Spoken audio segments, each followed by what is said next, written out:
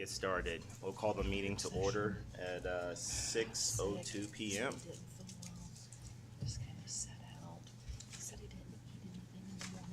All right, good evening, everyone. Welcome to our September 2022 APA board meeting. I hope each one of you guys are doing well. First and foremost, we'll go ahead and get the Pledge of Allegiance in a moment of silence first. And flag is here.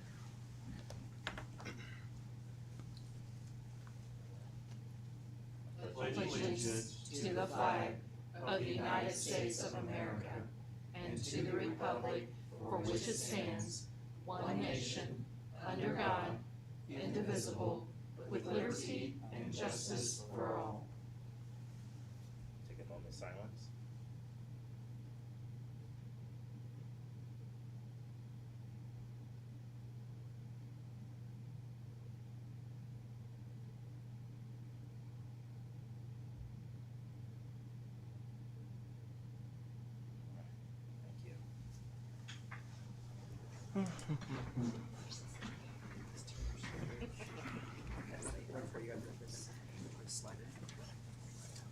All right, first thing on our agenda here is a motion to approve our agenda for this evening. I'll move that we approve the agenda as presented. I'll second it. Any discussion? Yes, it's looking under financial report, it says approval of August financials, which we do want to do. At our last board meeting, although we did make reference to the month of July, mostly out of curiosity because, June, we know what the results were there. We said that we would approve both July and August during this meeting, kind of a minor change there, if that's okay with the board.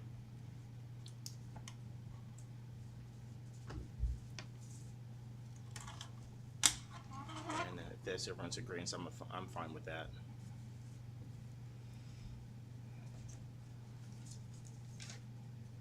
And that was the only thing just to add was just July, correct? Yes, just add July and Okay. August both. All right.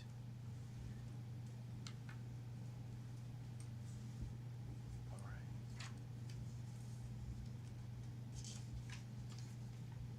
All right, with the amendment of July 22 of financials added onto the agenda,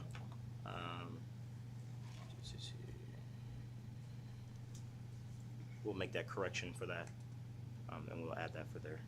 All right. All right, any other further discussion? All in favor, say aye. Aye. All opposed? All right, that carries with that addition that we'll add on there to the July 22nd financials under the financial report, and we'll add that as section C.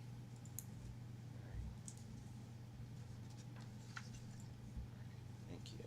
All right, do we have anyone here for any public comments? Anyone signed up? Doesn't look like we do. All right.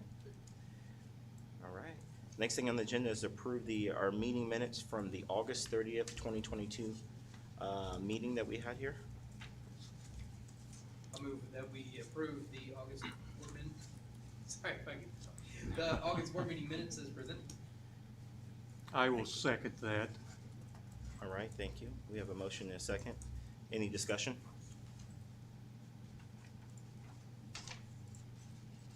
I had reviewed it earlier to me, but then I may have missed something. Okay.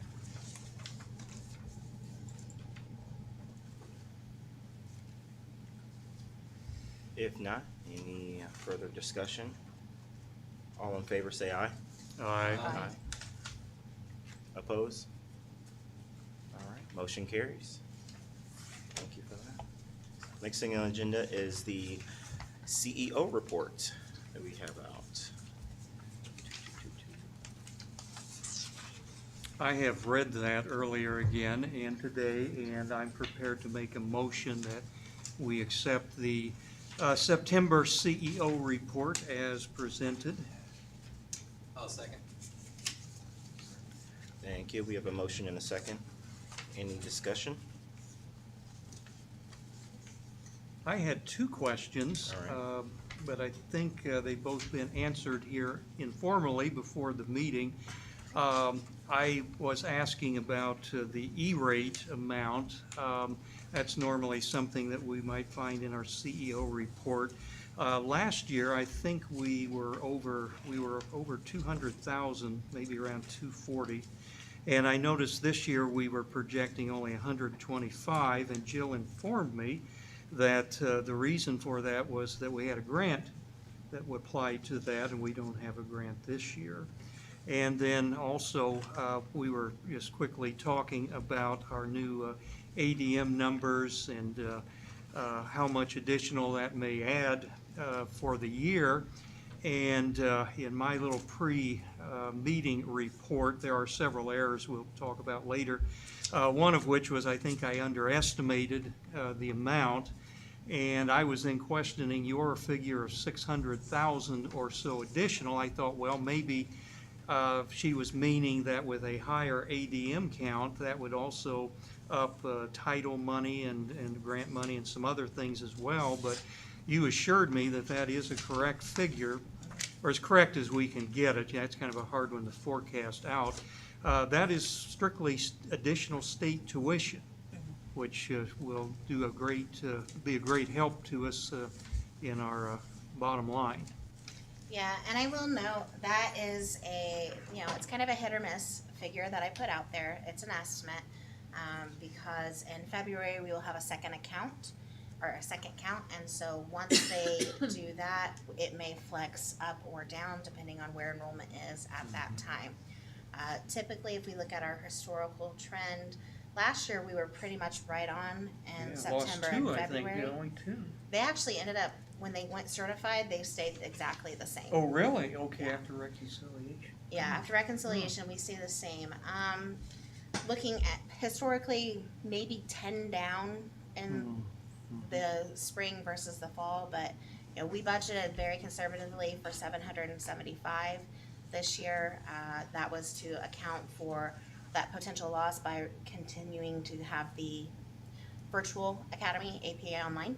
And so if you look at that, I did include that variance that we would see based on our September account.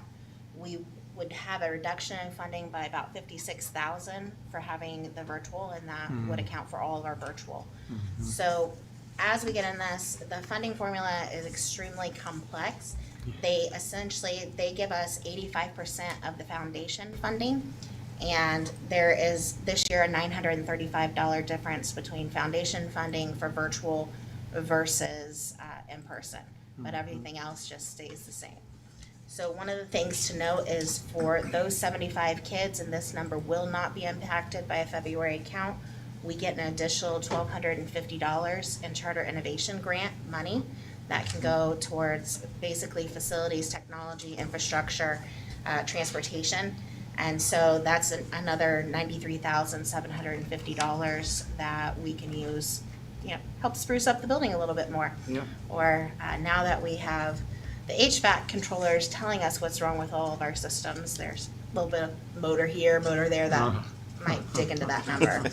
It's going great. Yeah. So that's pretty much it as far as the funding goes. I did want to draw your attention to, because this will be a agenda item later on, about the increased needs at the elementary. And we do have some changes in some of the categories of students with special needs that we serve. There are maybe some more severity in diagnoses. That doesn't necessarily mean that they are more severe in academic needs or more severe in deficiency. It just means that there's a different approach that has to be used. Sometimes that requires some one-on-one attention that we can't always do at all times. And so looking at that, we've also had an increase in our ELL population. We were about 5% last year, and we are now about 10%. And that number seems like it's going to continue to grow. And so being cognizant of that and knowing that having bilingual staff members or people who are trained in ENL or ELL will be beneficial and able to help our kiddos. We have been fortunate. We have a partnership with Star Tutoring that is part of that grant that I helped write a couple years ago with JobSource. And so they have kind of adapted that model a little bit, and now they're providing tutors for us during the school day as well. And so they're doing some push-in with our ELL students, some of our SPED kiddos, but we are going to continue to see a growing need. Another challenge that we are facing would be behavior. It's not getting extreme or anything like that. We sweat the small stuff for a reason around here, but we do have kids who have less than desirable adapting skills right now. A lot of that, I think we're going to blame COVID probably for the next 5 years on a lot of things, maybe 20. See how far I can ride that one out. I blame all of my proofreading errors on COVID. It had to be. I'm sure it had to do with something. So what we are seeing, we do have kiddos that are developmentally behind or socially behind. Most of that would just be because they weren't in daycare, the way that some of our older students got to experience. They didn't have preschool or pre-K. And they also, families were a little nervous about taking their 3-year-olds out into a pandemic. And so that has caused some challenges. And that is not just specific to APA or Anderson or Indiana. That is nationwide, and I would venture to say it's probably an international challenge as well. And so trying to be proactive about that, trying to use our neuroscience. We have gone ahead at the elementary school and we've added an additional specials class. So now our elementary kiddos, they have art, music, and PE, but they also have neuroscience, which helps them understand how their brain works and how to kind of adapt and move through that. But they also have a special with our school counselor, and so she's doing a lot of Leader in Me activities, as well as that's really robust school counseling curriculum with them. So it's all hands on deck over there, and it is kind of a little cozy around there. There's a lot of kids, which is great, but we are going to need to get some additional help to be able to Now, we have make that better. 3 counselors this year, don't we? We do. Whereas before it was always 2.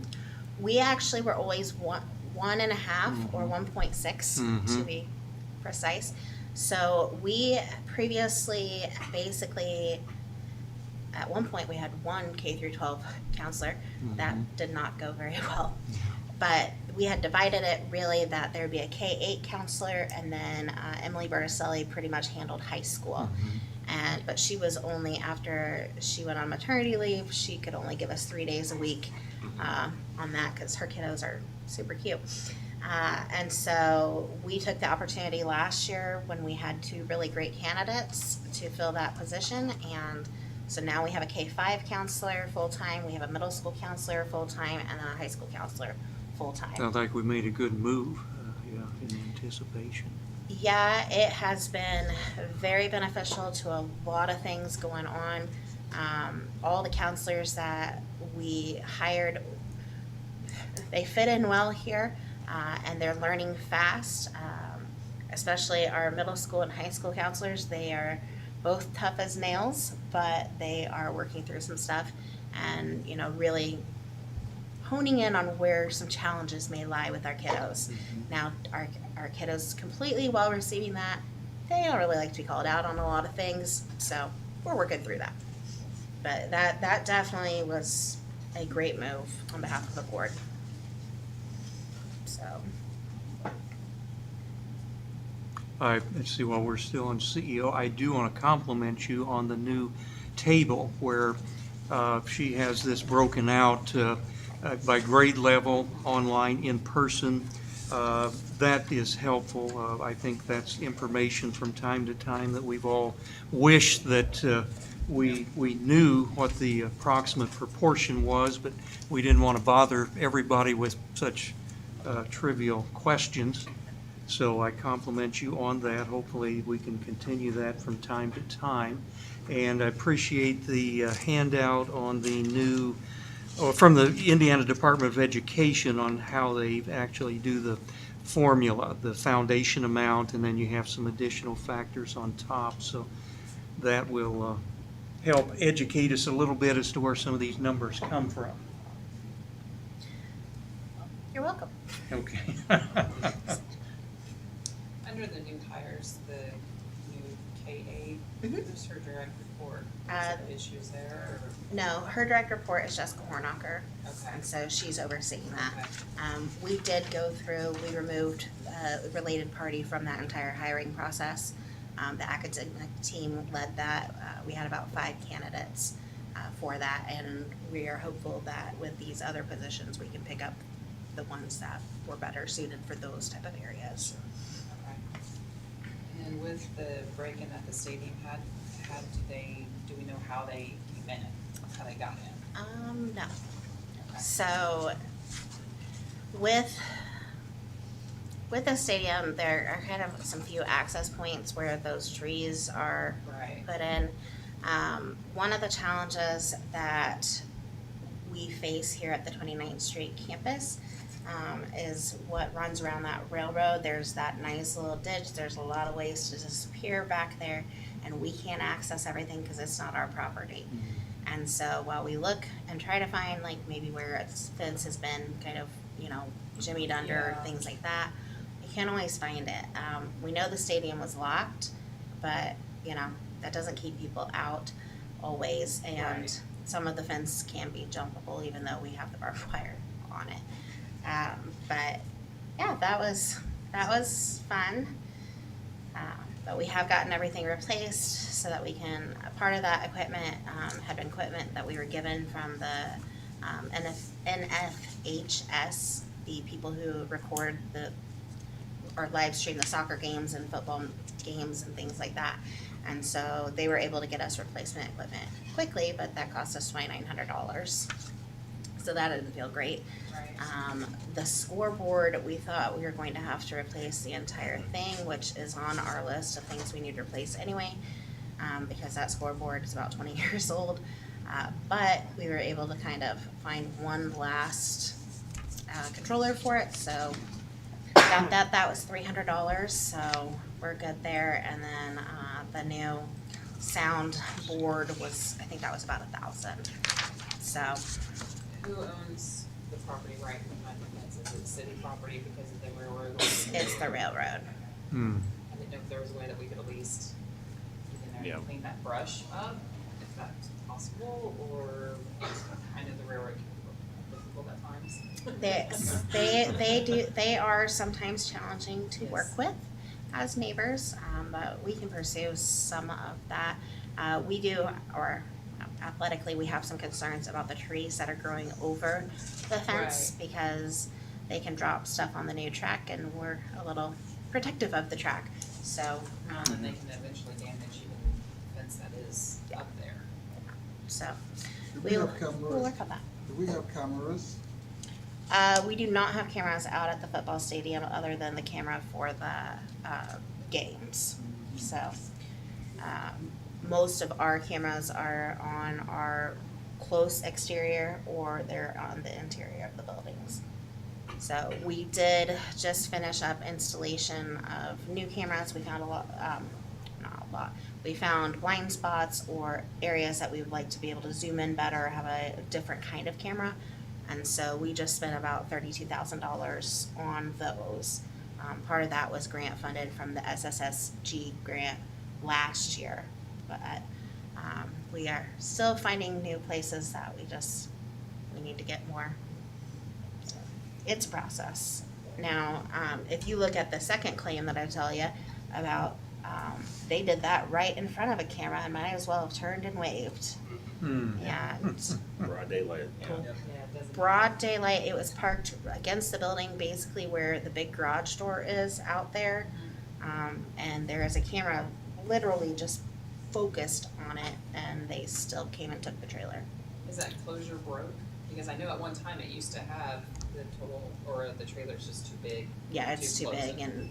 and, yeah, it broke, the enclosure, that broke because of having to take them in and out so much, because those trailers are how we get our, mowing equipment over to 22nd Street and 25th Street.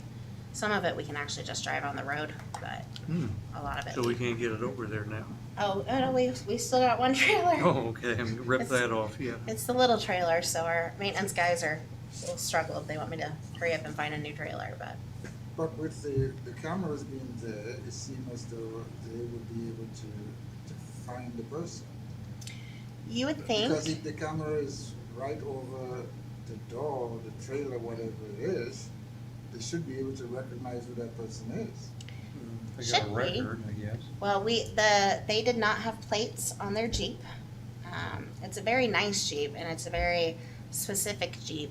We do know that it's been spotted a lot in Grant County at some of the Jeep clubs and things, and so we know that because our guys put some posts on some Jeep Facebook pages and things. Have you seen this Jeep? Does it have our trailer? And a Grant County sheriff's deputy actually was like, hey, I've seen that Jeep before, but nothing has come of it yet. Well, now, So, Ryan, you were telling me before the board meeting, you just sold an old Jeep this morning, didn't you? You didn't think they. There we go. Huh, I don't know. do we need to talk about this, right? Yeah. Say, this Jeep's a little bit newer than what Ryan was trying Oh, to. You're okay. good. I'm clear with that. You're in the clear, I got you. Yeah, it's unfortunate. We're still dealing with that every day, especially like this situation happened in broad daylight. It was on the Labor Day too. Yep. Right. And it was 5:32 p.m. and it was just one of those where, and we have the castle area where we can drive it through the big garage door and everything, but until we can actually get that automated, which there are varying degrees of can we or can we not based on what company we're working with, to take it in, pull it in, and all that, you need at least 2 or 3 people moving it out all the time, and we don't always have 2 to 3 workers working on a project like that. The truck is secure, for sure, back there. Yeah, I have seen that being driven in the back. Do you have any other further discussion? Joe, Go ahead. I was looking at your APA online. I always love the fact that kids are coming back to school face to face. Mhm. Do you know why there's like such a higher number? It was all single digits, and all of a sudden the juniors jump up. So looking at that and looking at our high school, a lot of the kids that are in the APA online are either trying to accelerate their learning so they can graduate early, or they are dealing with some medical challenges or some transportation challenges or maybe some mental health family situation part. Most of the students that we have that are in APA online right now are really the ones that are meant to be in a program like that and are doing fairly well in it. When pandemic first started and everybody jumped in it and they thought, hey, I'm just gonna coast and not have to do my work and I'm gonna get my credits, and that didn't happen. So most of those are back in person at this point, or they chose a different online program or school. So, but that's, Angie, do you have anything to add about the high school kiddos, or that's pretty much That's it? pretty much it. So, working through that with some of them, and then right now, the little guys, that's a nice little balanced for it, and some of them came in to do some NWEA testing and came and got to visit my office and steal some candy while I was working, and they were very excited, but a little shell shocked to be around so many large children, so. Awesome. Any further discussion? All right, we have a motion and a second, all right. All right, all in favor say aye. Aye. Opposed? All right, the motion carries. That's approved, thank you for that, Joe. Next is the financial report. First thing we'll discuss here is the board treasurer report here. Okay, let's see, I think everybody, every time I send something out and that I have worked on quickly, there's always 1 or 2 mistakes. And such was the case in my pre-meeting financial review I sent to everybody Friday midday. And everybody should have a hard copy of the first 2 pages, which I have mostly corrected. My apologies on that, but I Actually, we had the bookkeeping numbers available Tuesday, but I got tied up Tuesday, Wednesday, and part of Thursday on another accounting project. So basically, the mistake, well, we'll come to that in just a minute here. So let's set the stage. Last board meeting, which we reviewed our year end for the school year ending June the 30th. We, as anticipated, saw that on a cash basis, cash net income was a loss of $1,225,629. And that was solely caused by the fact that reimbursements for food service, for our title programs, special ed programs, our ESSER COVID relief programs, everything was running later than we had anticipated when the budget was put together a year earlier. However, as I did point out, on an accrual net income basis, which is actually our official books that outsiders, banks, et cetera, would look at, we did have 144,000 profits. So, however, in both cases, ending cash had dipped to a rather low 448,000 some dollars, 448,098. Now, the good news, and we talked about this a little bit, we had the July numbers available, although we didn't really run those off or discuss them much. We know that we had a strong recovery in the month of July and August. And what I did in my report on page 3, I just decided to combine the totals for July and August. For those that are interested in that detail, you can pursue that at your leisure. July was the strongest of the 2 months. The cash net income was $598,039, and a lesser amount, $264,851, was the August cash net income. And then that leaves us with a ending cash balance as of August the 31st in the amount of $1,310,987. So a big sigh of relief. Now, maybe one footnote. Most of that July gain was due to a very generous $500,000 innovation grant payment, which why was that received in July? That usually doesn't come till mid-year. You know, I don't really know because it was kind of a surprise to me, and I was wondering, did I miss an email? The State Board of Accounts, State Board of Ed is who actually oversees that program, and they typically send me a paper, tell me to sign it, and send it back, and within 30 days, the money shows up in our account. And not with any explanation or fanfare or anything, it just arrived, and I thought, oh, this... Yeah, I've never seen it that early, but we're glad to see it because that's one of the, I think that's the only big grant that we get the cash up front, don't have to seek reimbursement. Is that correct? Yeah. Very rarely. We've got a couple that are a cash basis grant, but those, little ones, yeah. They're in total probably $15,000, $20,000 that little, huh? But with this grant, yeah, it's completely cash up front, and I think a lot of the things that they encountered is that people didn't have the cash flow to be able to do the reimbursement for the ESSERs. And so a lot of small schools were running into that situation. A lot of schools were having to go, there's a common school loan fund that we can go and technically borrow or basically front our money from the state and then have to pay back some of it and things like that. And so a lot of people, I think, were running to that well. Oh, okay. But I didn't know that program was still up and running. It is. We stay far away from it. Yeah, as much as that we can. benefited us greatly at the very beginning of our history here, and in fact, that was forgiven. Yeah. So, Yeah, big but help to us. they, a lot of it, you know, I think was just, it got smart, right? Because you're going to get that money, and to be able to access the ESSER dollars, if the state's sitting on money for you and you can't use the federal money, the federal government and the US DOE get kind of picky about that. So either way, I'm a happy camper. Yes.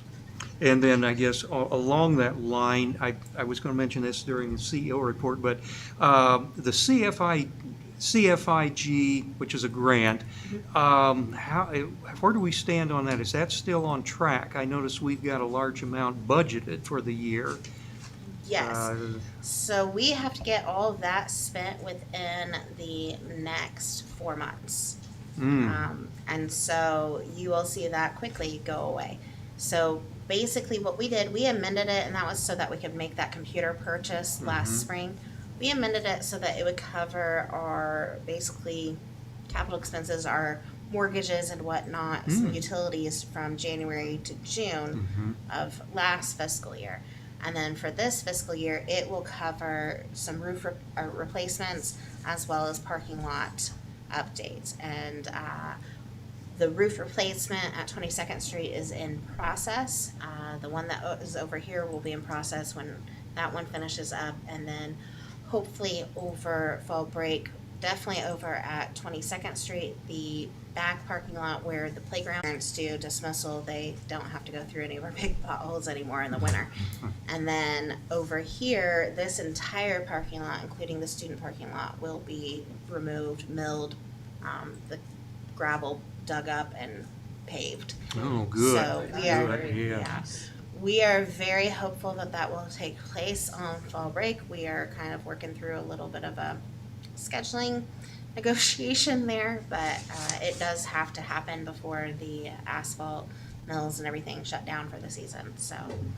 Now, I noticed that I think on the budget, we were looking at we're calling it 350,000. We think we'll be able to use all of that by the deadline. Oh, I know we'll We be will, able to use okay. all that. So that's good, yes, okay. I don't care if we've got to get big night lights, it's We- gonna yes, happen. okay, Yes. very good. We'll We find a might way We to did do not go through all that On that seafig back drama, parking did not lot, get we it. might keep those spotlights out there. It's a little dark back where I park, so, yes. Okay, let's see, let me get back. Oh, what was my big error? Okay, well, the biggie, and I've got that in big print and bolded there, and I had to rewrite one paragraph. You can see my error. For some reason, looking at our latest year-end projection as of 8/31, I thought we were saying we would end up with 1.8 million cash on hand. And I don't know where that number came from. Now, Jill said, well, I think that was an October projection from last Oh, year. it was April. Or April projection, okay, so Oh, I anyhow, figured it out. that's, I wish we had that, but we can't say that is true at this time. Our latest projected year end is a little bit lower than the one we had for the month of July, but still a very good 474,713 cash net income. And that was, that's compared to our budget, which was a modest 66,426. Modest, and we do try to be conservative. So that's good, if we can hold that. And then ending cash, our budget was only projecting 514,424. That's a low figure for us. We really need it higher than that to be comfortable, and it looks like if everything holds, we're going to be at $922,811. And then the paragraph that I rewrote, I guess what I was trying to express, and I did not do it very well, was I asked myself, now, before about 2 or 3 months before our year end, when we knew that the reimbursements weren't coming in, we had to downgrade our projections. We were looking at projected end of the year of like 1.7, 1.8. I think we got up to 2.2 at one time almost. And I was saying, well, we're saying at the end of this year, right now our best estimate is low 900,000s. And my question was, wonder why that is. What's the difference? Are we saying that? And then I recalled that the only grant money, the COVID relief money, the only money that we get to keep was from the payroll protection program, which was about 972,000. The rest of it we have to spend and then seek reimbursement for. So I said, could it possibly be that around the $1 million mark might be the realistic settling point for our cash balance post-COVID? then I said, well, I'm not so sure about that because we know the difference in the ATM count. And if we add 600,000, now I don't know how much of that we don't spend, but certainly that will help. And then I noticed also that on, I hate to get too much in detail here, but we made a big deal at the May meeting, Andrea. When we made the budget and approved it in May, we were assuming, we didn't know what healthcare plans the employees would select when school started, so we assumed that all of them would take the, let's say, the fully loaded plan with dependents, which threw that healthcare expense up around $600,000 plus. However, last school year, we only spent $306,000. Yet I noticed that on our latest budget projections, we're saying $574,000 for the year.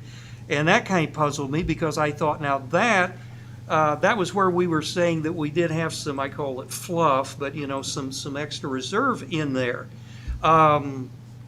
Apparently last year at some point when we know actually who's got the 50 to 55 that do have the health care out of over 100 employees, we do revise our budget or something. But apparently either we haven't done that yet or our health care costs just went through the roof or everybody signed up for it. So Yeah, we normally wait for about 3 months at the beginning of the year before we start doing an average for the projections on those types of amounts, just so we have a clearer picture of what those amounts are.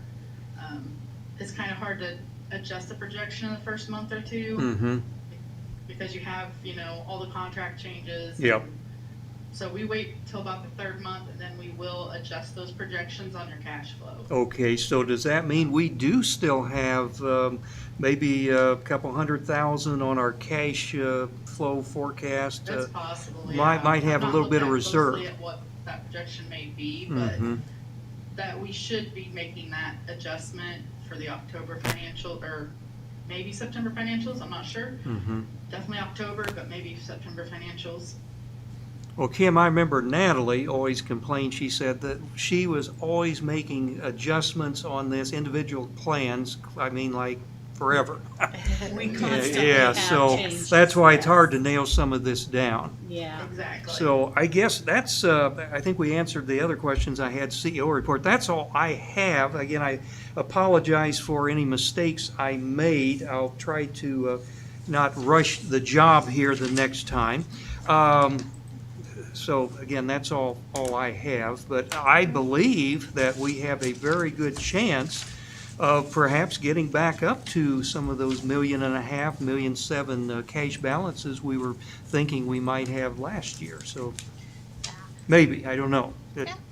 I think it's within range, and you'll see that our spending, if you look at it historically, our spending, a lot of it is in July and August, as we're ramping up for the new school year, but we've been a little more conservative in our purchasing in August, especially with supplies and those things, making sure that, we're getting what we need, we're getting what we want to be able to enhance our programming, but we're not going over the top and going on spending sprees.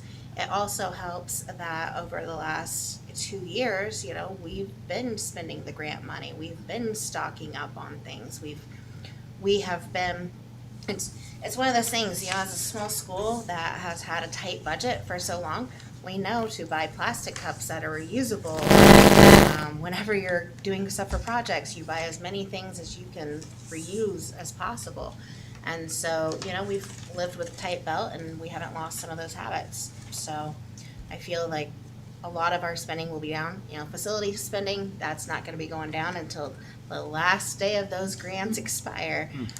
But we're gonna use every penny we can on that. When does the ESSER 3 expire? Fall of 23? 24. 24. So ESSER 2, which we are about $12,000 from finishing out, I think. Mhm. It ends up on September 30th, 23, and then ESSER 3 is September 30th, 2024. Yeah, I was surprised, I think it was 10, then on that CARES 1, I was surprised that popped back up, Yeah, CARES 1, and that is just one of the, its expiration date for CARES 1 is actually September 30th in 3 days. But that has long been spent. We just had to ask for reimbursement, and that took a little while.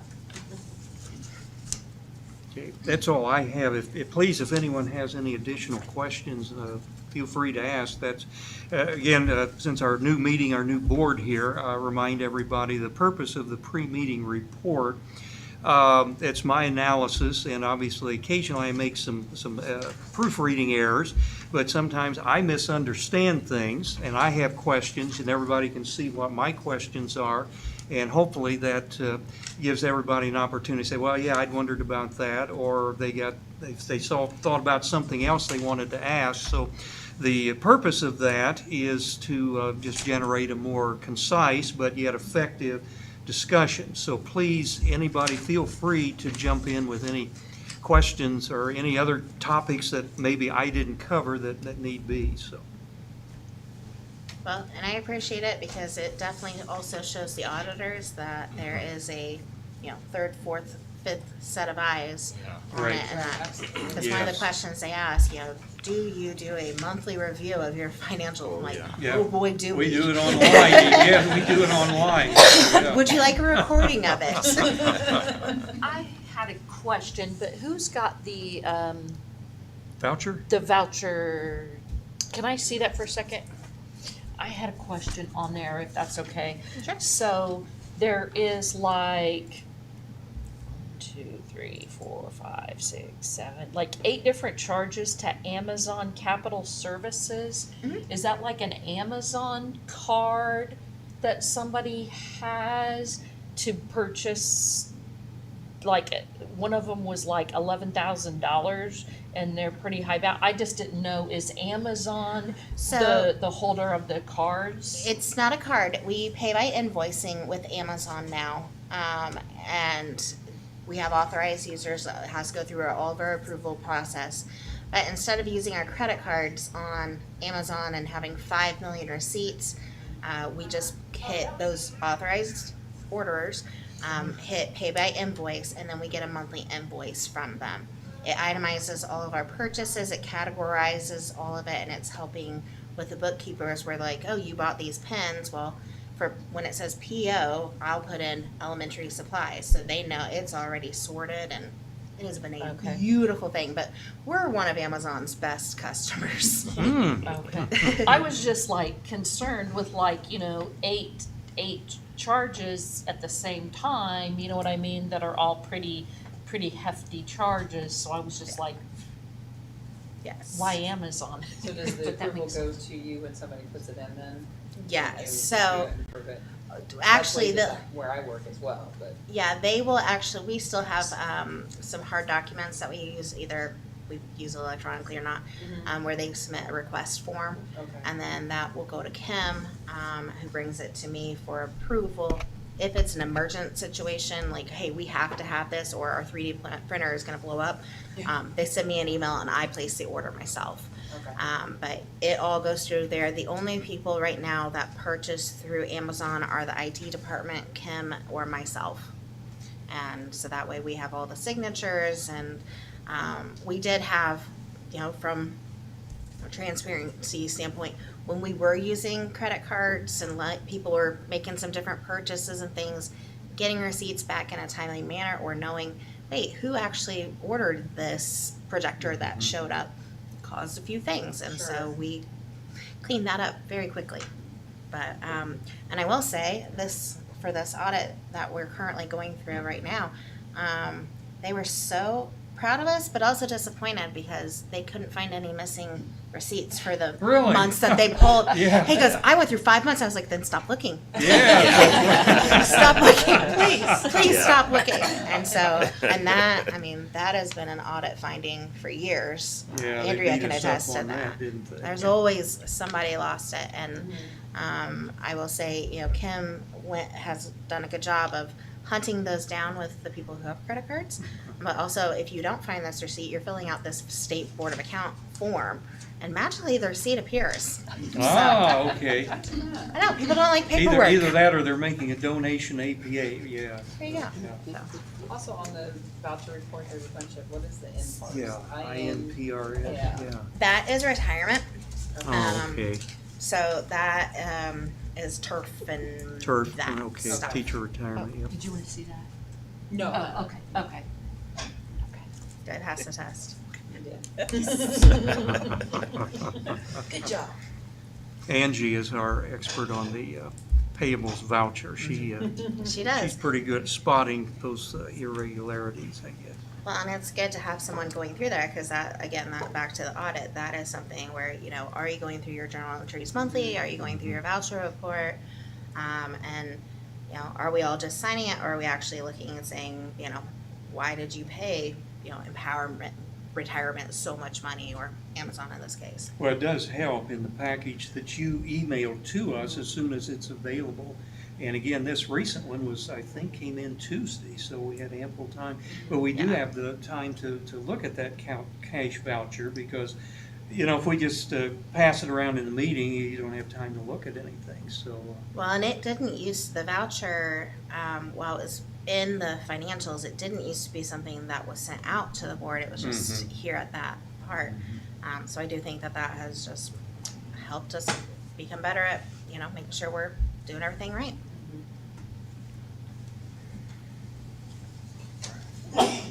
Bless you. Well, thank you for that report. Okay. Dave, appreciate that. I guess we'll move a motion here to approve the board treasurer report and also discussing the July and the Better August. approve it before anybody else finds another error in Yeah. my pre-market report, meeting report there. Yes, can I get a motion to approve the financial reports? I'll make a motion to approve it. Thank you. I'll second. All right, all in favor say aye. Opposed? All right, motion carries. Thanks again, Dave, for all the work and efforts there for the financial stuff that you've been doing there, so appreciate that. All right, next thing is old business. Anything for old business? Can I interject? I'm Yes. sorry. Oh, sure. I wanna let you guys know, Beth and I are both on vacation the week of your next board meeting. If you need Beth to call in, she's happy to do that. But I just wanted to make sure you guys were aware we are not in the office. Oh, okay. Thank you for that. Enjoy your Yeah. vacation. Yes, I hope you guys enjoy your vacation. Thank you very much. Is that what you guys do after audit season? Yeah. We need to after that. Yeah. Agreed. Agreed. Kim and I are joining you.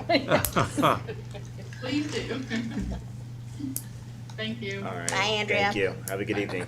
Bye. Am I good to go then? Yes, ma'am. Thank you. Have a See good you, evening as Kim. well. See ya. Everybody have a good night. Okay. Bye. Bye. All right, next thing on the agenda, old business. Anything for old business here? Does it look like we have? New business. First thing on the item here is new staffing proposal. Okay. Well, as previewed during the CEO report, I need some help.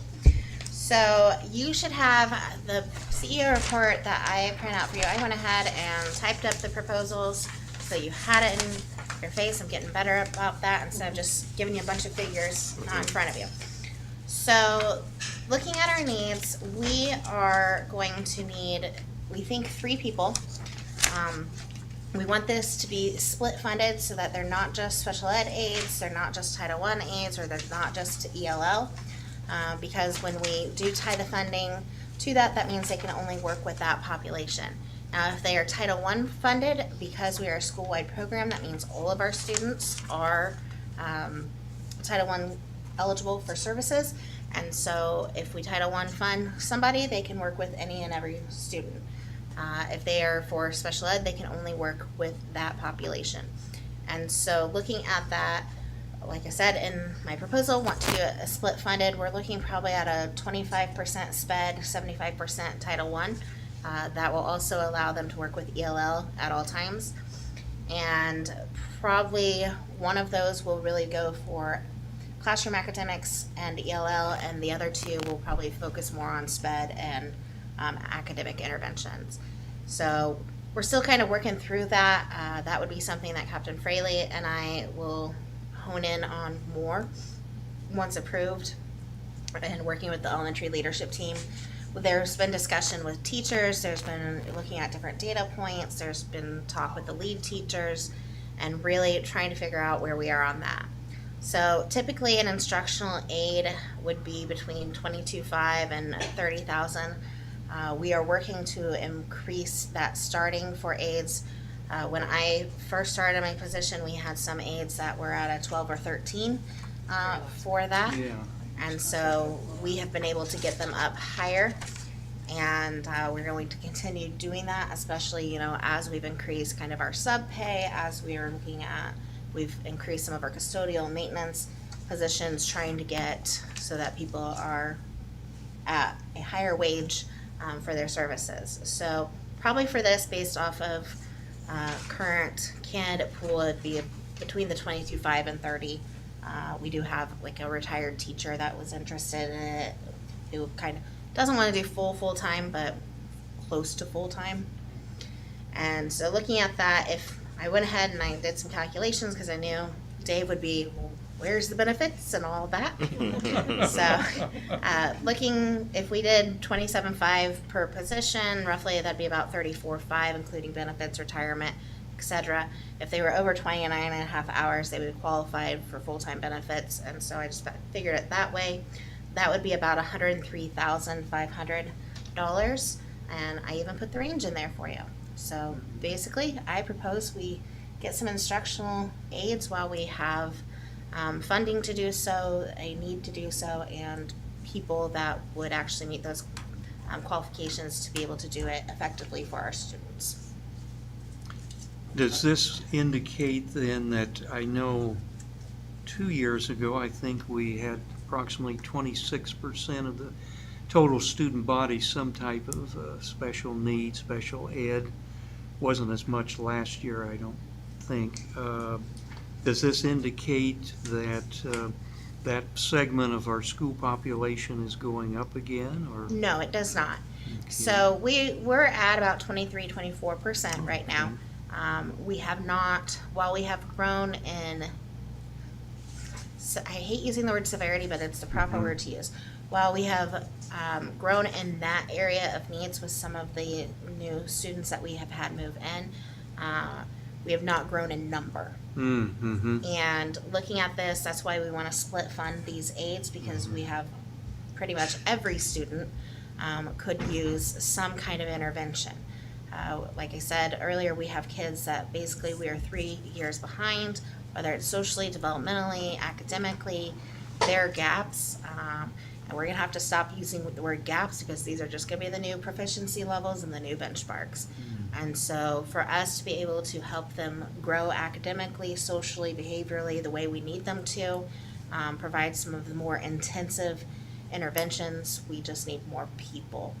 And we currently, you know, we have our special ed population. Our special ed director has actually moved over to the elementary, and Cassie Cunningham, and she is working in a special ed classroom. She is doing small groups. That's just part of our plan for this year, utilizing. She's still the director then? She is. Or just doing Yeah, both? she's doing both. We're just utilizing her skills, and that helps her kind of man the program, because we do have, you know, little kiddos that are having a little bit of a problem adjusting to a Isn't- formalized let's see, environment. If I recall, isn't the bulk of the special ed, is that in middle school or elementary? So right now it's growing in elementary. Elementary, because of COVID, we think. It is, and when you look, a lot of our high school students who have an IEP, they are SLD, which is specific learning disability. Typically that is either in language arts or reading, or it's in math. We have some that are, you know, in both. But typically by the time they get, if they've been at APA, by the time they get to the high school, they have the proper accommodations in place and are able to be successful with, I don't want to say minimal, with a smaller amount of adult guidance or intervention in that case. A lot of our high school students, they really right now they benefit best doing like small group testing environment or just having extended time, and that's pretty much the extent of what they need. That's not all students. We do have some high school students that need to have intensive interventions and some situations like that, but the majority that, especially if they've been through our APA SSC department, they have the proper procedures in place. Middle school, that is where we see the intensity and more behavioral issues from this. Yeah, common with that age. Common in with that general. age, right? Yes. So, dealing with middle school, we are dealing with really new hormones and developmental challenges. A lot of mental health starts to rear its head in about 6th, 7th grade as people are going through that. And so if you have a kiddo who is already qualifying for services, and then they now have that, sometimes we have students that are on medication and medications stop working around this age, or they outgrow them quickly, and so there needs to be adjustments. And so a lot of the more intense behavioral things are happening in the middle school. But we do have a good team in place there to handle that. We, last year, 2 years ago, we adjusted so that our high school special ed is really 10th through 12th grade.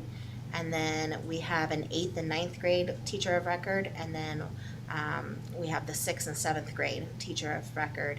And then we also have added kind of a JET success program, which is an intense intervention. It's more of a pull-out program for us. We prefer to do push-in so that students stay in the general population, they stay in the classroom, and so they get to have that real experience, don't feel isolated or singled out. And so a lot of our aides just go into the classroom and provide that help. Our elementary kiddos right now, we've got a few that like to test their boundaries. And that also means they like to try to explore their physical boundaries and figure out how doors work. And so we do have to be a little more on guard in the elementary to make sure that they are staying within a safe space and not trying to go play at Jackson Park or where else they think they're going to go. So, you know, and it's a variety. Not every kid that qualifies for special ed needs intense interventions. We have some students that they have speech challenges, or they're in speech therapy, or they've got a health issue that could impact their learning, may not necessarily always do that. And so our team is really good at identifying those challenges and then adapting as the kids' needs evolve. And so, having some extra there at the elementary will help. How are you dealing with the kids who are gifted? So Because that's a category also of need. it is. So how do you deal with that? Yeah, so I would say on the other end of the spectrum, but we also have students who are twice exceptional.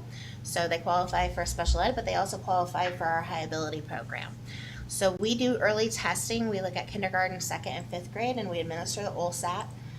If we have, I don't want to say suspicion, if we have kind of an inkling that this student is either high achieving or high performing, or could be high achieving or high performing, we go ahead and we do the OLSAT, we administer that. Looking at the elementary, we have a clustered approach, and so we have a mixed grade level classroom that is for the younger kiddos, basically first, second, third kind of mix there, and then we have like a 3-4, 4-5 split.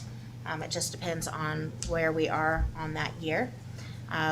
With those classes, they're clustered abilities.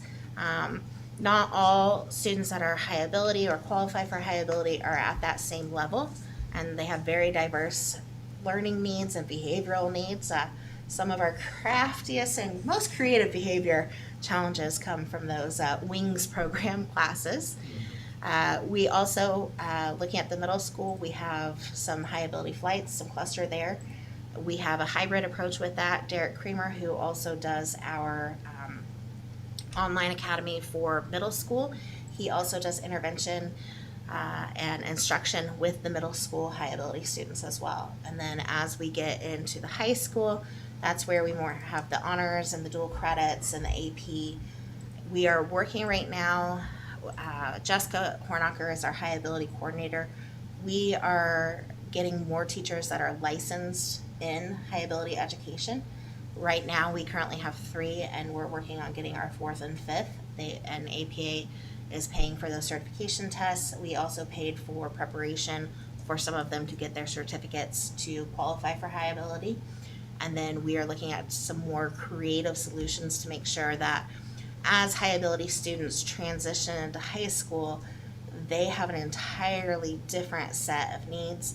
A lot of schools, you put them in, the pre-AP program, you put them in that push, but they are also missing some of that developmental social part and the exploratory part, right? That engages their mind, that's not just getting that credit, that's not just pushing, this is your college path. And so we are working, and Jessica and Casey Cecil will be working with our school counselors to develop a counseling plan that is specific for students that have been identified as high ability. About 18% of our students currently Okay, qualify. yeah, I was wondering, 18. So I'll throw it out there because I know it's going to be asked. but- Yeah. Yeah, Okay. and as I said, we do have a few who are twice exceptional that qualify for SPED services as well as high ability. And then anytime that we have a suspicion that we may have an underperforming but potential for high achieving, that's especially at that lovely, challenging middle school era, that's when a lot of that comes up, right? Where, oh, well, that kid's just sitting there and they're apathetic and they don't want to do that work. They are giving you all kinds of grief. And then they sit down and they take the test in 5 minutes and they mastered all of it, and you're going, wait, you didn't do any of your work. So that's where, Derek Kramer comes in, and that's where some of those programs come in. Board or something, yeah. Yeah, we find the new ways to engage them. The maker spaces are helping tremendously with this program, but it's also helping with all populations that we serve. So, One question on these positions, they would remain indefinite, right? It's not a position for the year and then next year be reevaluated. Okay, so this would be additional staff the intent is they'd be here forever. the intent is that we would probably need them for a couple years at least. Okay. And, obviously that will take some budget work when we get to that season. But, we will have less, if we're looking long-term, right, we will have less facility needs. We are also very close to having a couple mortgages roll off within the next couple years, and we'll 2026, I think, is 3 of them, yeah. yeah, and we will have, that's, I cannot wait. Yeah, the we- 25th one is 2029, that's the. Yeah, no, that's right. We will also see some increase in funding from the state. I know that, I think I mentioned this in the August board meeting. The legislative session, we are in for the long haul this year. It's a biennium, this is the budget time, and education funding, they have already had it crammed down their, throats for the last 18 months that schools just need more funding. We're losing teachers, nobody can staff their schools, and very large schools that have a rich history and wonderful payroll can't find teachers, and they just aren't to be had. And everybody's getting as creative as they possibly can, and people are reimagining, the state's reimagining what a licensed teacher is, and you can have an adjunct teacher who's never stepped foot in a classroom. But the biggest concern that I know that they are going to see is schools, their class sizes are going above 40. And Woo. we are dealing with a significant, I know I said we're not gonna use the word gap because we're just gonna make it a new thing, right, and move forward, but we are dealing with kids who lost really important foundational development, and even with the social development. And so if we're putting them in a classroom with 40 people or more, and you're putting an unlicensed teacher or someone who has not had that experience or is not currently getting some kind of pedagogy, it's going to continue to flounder. I did listen to the State Board of Education meeting last week, and it was very encouraging to hear them basically say we need to stop saying the word accountability. We need to determine about success measures of a quality school, and that those are different for everywhere we're going, because saying that everybody needs to, climb this tree, throw Einstein in there, right? Define a school by one letter grade. Right. Yeah, no more of that. We can't Yeah. do that, and then to Yeah. tie funding to it, because charters are still tied to funding with that. If we're showing growth and being successful in 20 different measures, but not showing a proficiency level that was determined based off of, a decade of poor decisions at our legislative and IDOE, we just can't keep doing it. So, yeah, hopefully, Ryan, the state legislators, which I know, at least our local legislators completely on board for this, but there will be an increase in funding. And the part of that is that salary support too, because, they said, hey, started off at 40,000. Well, we did that, but they gotta sustain that, and we need more money. A lot. How many instructional aides do we currently have in the elementary building? So in the elementary building, we have 3 kindergartner, or squadron 1 specific there. They kind of split a little bit of first grade there. And then we currently have Amy and Katie. Who else is over there?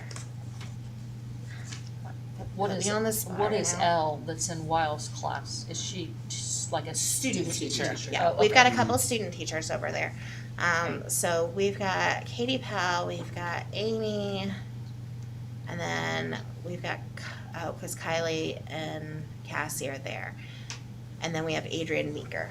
So there are 3 SPED specific aides, 3 kindergarten aides, and then we have Carolyn Warner, who is doing basically a lot of lunch supervision and helping fill that gap, but she's also, where time allows, she's doing some push-in as well. We have Becky Simmet, who is our dyslexia specialist, and she's an interventionist and functions in that same type of part. And then we have Nancy Wood, who is also a reading interventionist. So we've got a few. Now, one quick way to find out, I guess, the count, unless we've shifted people around, on the budget that we vote on in May, there's an attachment called salary schedule. And that's where I always have to look that stuff up, although sometimes we shift people during Yeah, the year. we've shifted a little bit here and there. But The teacher that's wanting to transition, yes. what is her current position? What happened with her position? So she is currently an elementary teacher, a 5th grade era, and that, due to medical reasons, would prefer to be in an aide position. And you said currently 5th teacher? 5th grade. 5th grade. Or 5th grade. Yeah. So that's what this new, this. Yes, that's what that elementary position is on there. And the request has been to step down and go back to, she was originally an aide, is a certified teacher, but given circumstances, needs to be in kind of a smaller So environment. we have to find a new 5th grade. That was on your list of Yes. open positions. Yes, so we will have an open position. Right now, the position is being covered by Adrian Meeker, who is one of our SPED aides, and also Jennifer Johnson, who is one of our building subs, but we also hired a long-term sub last week, who is a retired teacher from Georgia. And so she has said that she will stick around with us for a while. As Angie pointed out, we do have a couple student teachers, and if you as a school are lucky enough to get them in the fall, usually winter graduates, it's nice to scoop them up at least for second semester. Plus they finish before our semester finishes, so we can get them a little earlier if they're interested in staying in the area. Sometimes we've had a lot of success over the last couple of years hiring our student teachers. Yeah. So we're hopeful that we can grow our own a little bit. Mr. President, I don't know if this is appropriate, but we had a situation with a math teacher. Was that resolved a few months ago? Yes. By resolved, is the person still here? No. With that teacher that's, given the fifth grade teacher, I believe, is relinquishing her full-time responsibilities to go be an aide, will that individual be going to, because I'm assuming it's a different pay scale. Yes, Okay. and aware of that. You're aware. Yeah. Yeah, we make sure, when people make decisions like that, we make sure they know the full weight of the decision, but it's what's best for her family and Well, will from what we've benefit our seen of kids. our budget figures for the year, I mean, we certainly can afford, we have to hire, we can afford it. Sam used to ask one of our earlier chairmen, he said, Ashby, can we afford this? Well, I never was quite sure how to answer that because he was working for the city and they were compelled legally to always have a balanced budget. I said, well, we can afford it, but we don't want to consistently have to afford it by dipping into our cash reserve every year. So anyhow, we can certainly afford this. So when it's what's best for kids, I'm sure I can shake a few trees and find it. Yeah. That's good. I would like to make a motion that we accept the staffing proposal and we post and allow 3 full-time split-funded instructional aides. All right. I'll I have second. a motion. I have a second. Any other further discussion? All in favor, say aye. Aye. Opposed? Motion carries. Thank you for that. Thank you. All right. Next Captain thing, Fraley will thank you all, as will the teachers.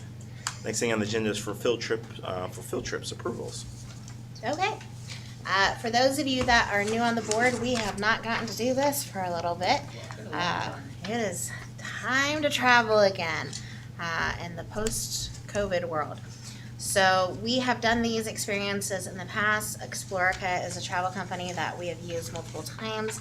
Anytime we have a field trip that is going to be either out of state or out of country or overnight, it comes to the board for board approval. And so I have 3 proposals for you today. Trip number 1, that will be in July of 2026. So this teacher is getting a head start on this. And there's that employment longevity, right? There's commitment to staying at APA. So she would like to take our kids to Europe. They're going to go visit London, Paris, Heidelberg, Munich, Vienna, Prague, and Berlin.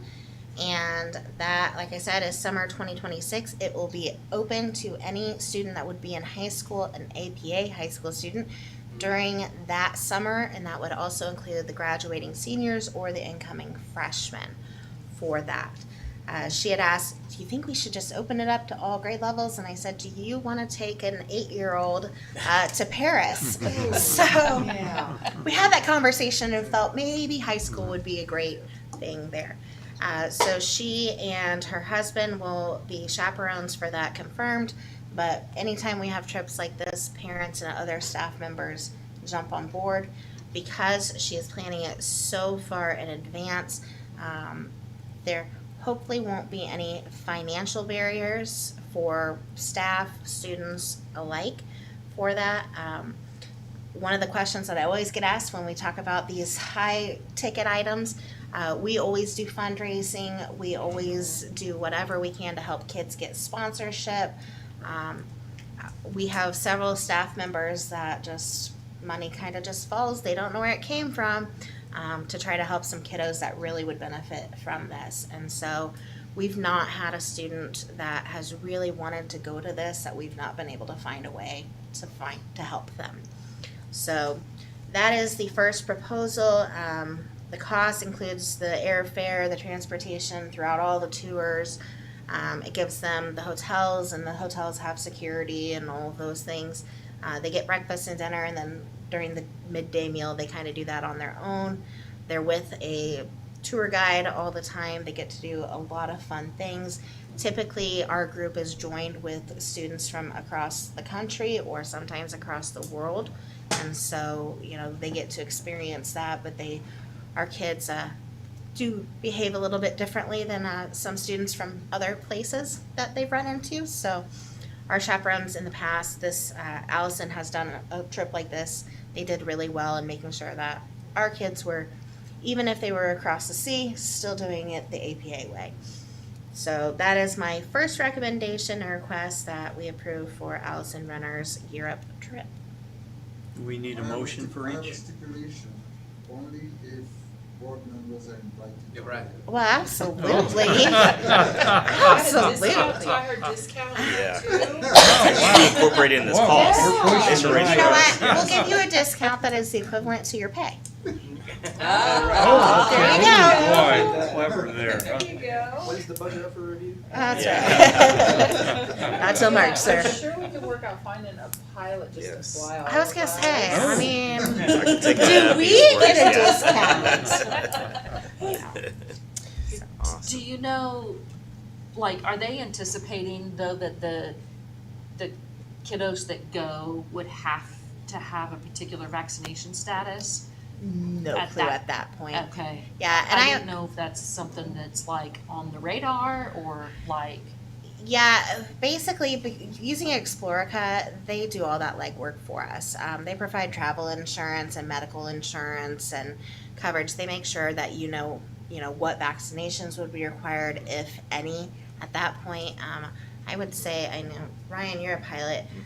There, a lot of countries have probably relaxed that some. They have now. Yeah. would the kids have to have passports? Yes. to do Yes. it? Okay. Yes, Yeah. absolutely. Yes. That Yep. could take up to a year more to get, I understand now, they're behind on It that can, but process. I applied for one in April and haven't it took had one 6 before. weeks. I'd never had one. Yeah. Mine came within 6 weeks. Oh, really? Yeah. Oh, Yeah, okay, I good, did mine at the good. post office, is where I went and I got my picture there because I was really nervous. You can get it expedited, I've had a situation where I had to go to Chicago and I got it the same day. Mm, A little mhm. more, Yep. so you can get expedited. That's Yeah, good to so hear. I think they've cleared up some of that backlog, but Mhm.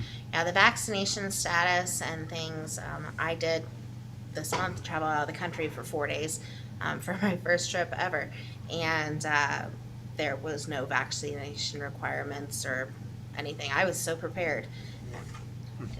Nobody wanted to look at my card, and they didn't give me a passport stamp. There are a lot of those Just changes now that nowadays that you can use same day service. I know there's a couple cities here you can pay Oh, a few extra, okay. couple hundred extra bucks, but you can get it within 4 hours, your passport, stuff with it, so. Right, One you question, yeah, just a question, we're just voting on the permission to do it, right? The financial part of it's all on them. Financial we- is completely separated from us. Yep. We don't touch the money. Yeah. This is one of those, to go back to the Sam days, liability, liability, liability. Right. This is all through the travel, they carry all the insurance, they carry all the financial, all of that risk. Our kids are they get their own transportation to the airport. We don't even transport them down there for them. Good, My only concern is I know at one point I was signed up to go on one of these and it was canceled at last minute because there wasn't enough students within the group to go. Mm. So that was a disappointment, I know, to the students that were here that were planning on going. So that is always a factor too, but the company was very quick on reimbursing all of the money that was already paid. Do we need a motion and a vote individually, or do we wanna do that as a group of three? I would probably say that for propriety to do it one by one Yeah, by one. Yeah. Will we be able to get an update on each of these as the progress goes? Cause I know this is 2026, so 4 years out, just kinda seeing monitoring how things are going, how many students are getting, the process and stuff is, yeah. Yes, absolutely, Yeah. and, I know they would love to come and talk your ears off, the little kiddos, about all the stuff that they're planning to be able to do, so. Gee, I wonder if I'll still be on the board in 2026. I don't know, man. Right. So we'll go for for the first trip here. Go ahead and see if we can get a motion here to approve, the first field trip, by Allison Rayner here. So moved. I'll second. A motion and a second. Any further discussion? All in favor, say aye. Aye. All opposed? All right. First field trip is approved. Carried. Thank you. Second field trip. All right. By Wendy South, yes. So, second field trip, this is July of 2024, so it is a shorter timetable. They would like to go to Scotland and Ireland. So, you know, if you play your cards right, you're going to you do a couple field trips here, you're going to go around the world. Yes. Yeah. Love it. So, same company, same coverage, all of the fun stuff. I really like these longer trips because they're really going to get to enjoy the culture and all that. So I present Scotland and Ireland for consideration. And this, is it the same person or just? Different person, The same company though? same company. Okay. Is this upperclassmen again only? This or would be high school. High school.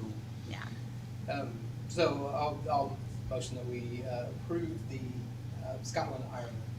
I'll second. I got a motion and a second. Any further discussion?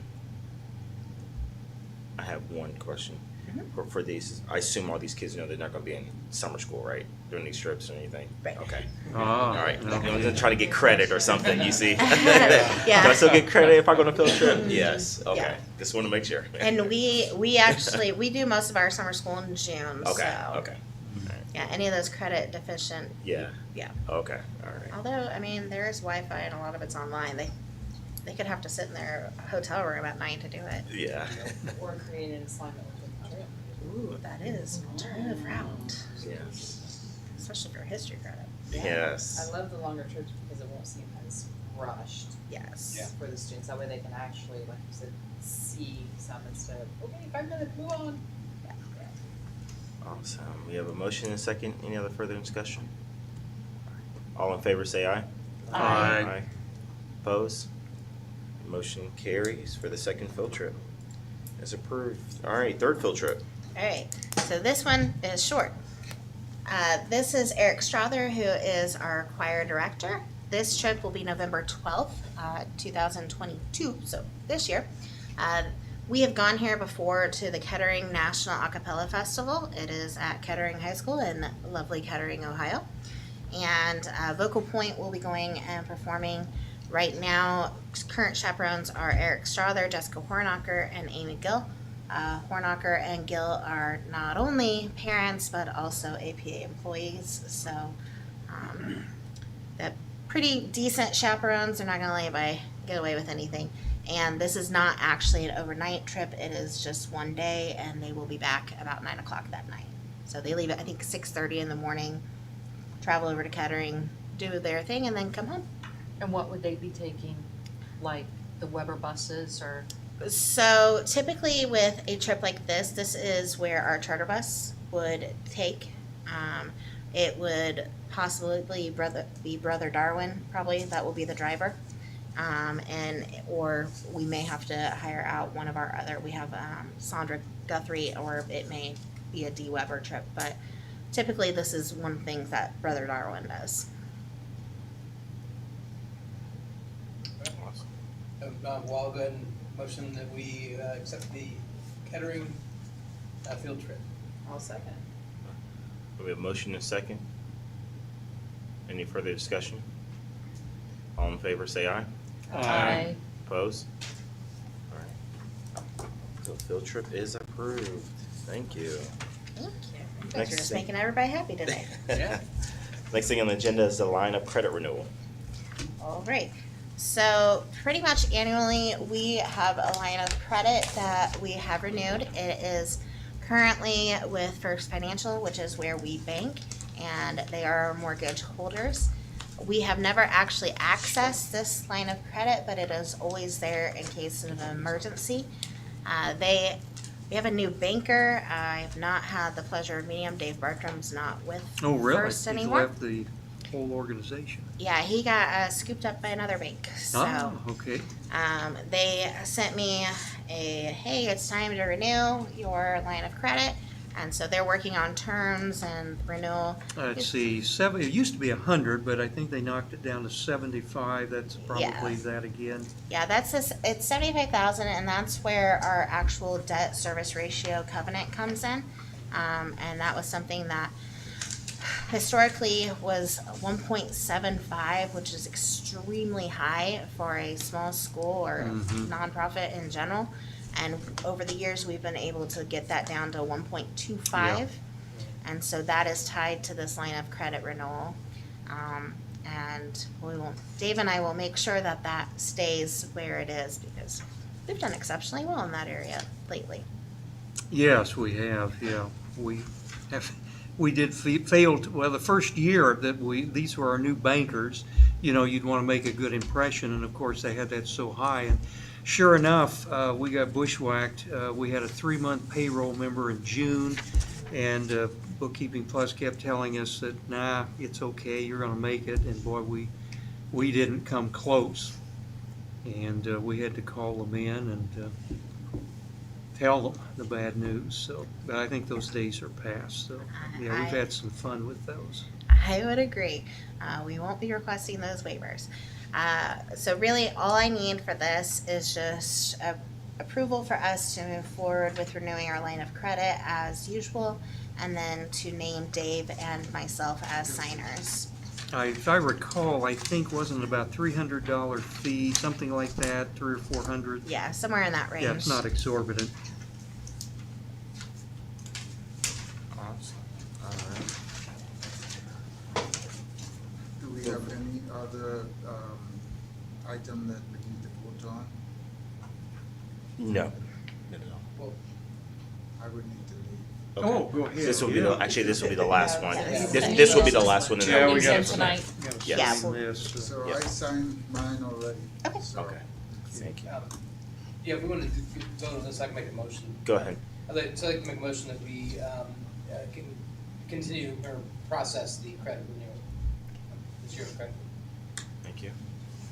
I'll second. You have a motion and a second. All right, any further discussion? All in favor, say aye. Aye. Opposed? Motion carries for the renewal.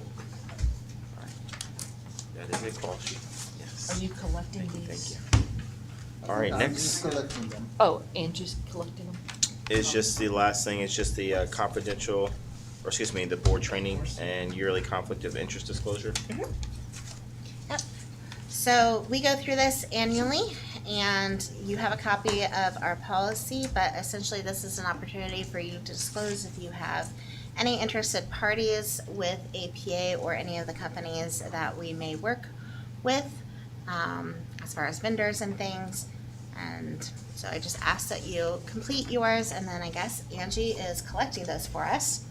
And then I will also note that George and Michelle hit the background check lottery, and I need you guys to fill out the bills. Oh, good. Congratulations! Yay! Was there some worry about that, or? No, everybody else did theirs last year, but they're on this year's. It should be, Clear mind. I wanna say, I don't know, you wear a lot of green, so I wear camouflage, I blend in. there's Awesome. probably a reason for that. it should be subtitled the Lori Barnett Conflict of Interest Policy. That was her crusade, so. So is that something that needs to be done yearly, or needs to be looked at yearly, not the conflict, but the Background checks. background check?